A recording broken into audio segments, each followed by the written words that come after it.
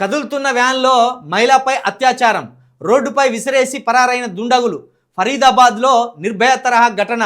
ఫ్రెండ్ను కలిసి రాత్రి ఇంటికి బయలుదేరిన మహిళ ఆటో కోసం వెయిట్ చేస్తుండగా వ్యాన్లో వచ్చిన ఇద్దరు వ్యక్తులు డ్రాప్ చేస్తామని నమ్మించి వ్యాన్ ఎక్కాక అత్యాచారం. ఇద్దరు నిందితులను అరెస్ట్ చేసిన పోలీసులు. మోదీ గారి హయాంలో జరుగుతున్న మంచి పనులు ఇట్లా చెప్పుకుంటారు అన్నట్టు. అచ్చే దిన్ అంటారు కదా, ఇదే అచ్చే దిన్.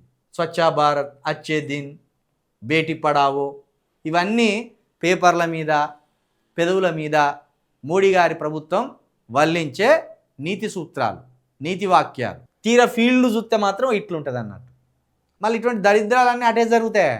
ఇటువంటి దరిద్రాలన్నీ నార్తే పుసుకుని ఇక్కడ ఇప్పుడు ఈ జరిగిన దాంట్లో ఎవడన్నా పరాయి మతమోడు ఉంటే ఎట్లుండ ఆట ఏగ బట్టలు చింపుకుని ఇక మన వాళ్ళు దీన్ని సమర్థిస్తారా? మరి ఇప్పుడు అచ్చేదిన్ సమర్థిస్తారా దీన్ని? ఏం పాలన ఉన్నదా మీకు అటు నార్త్ స్టేట్స్లల్లో? ఏం చేసినావు ఈ 11 ఏళ్ళల్లో? ఏమైనా చేసినావా? మొత్తం గ్రామానికి మతపిచ్చి అంటించి పెడితిరి. ఇక మహిళలకు కనీసం రక్షణ ఉండే ప్రయత్నం ఏమైనా జరిగిందా 11 ఏళ్ళల్లో?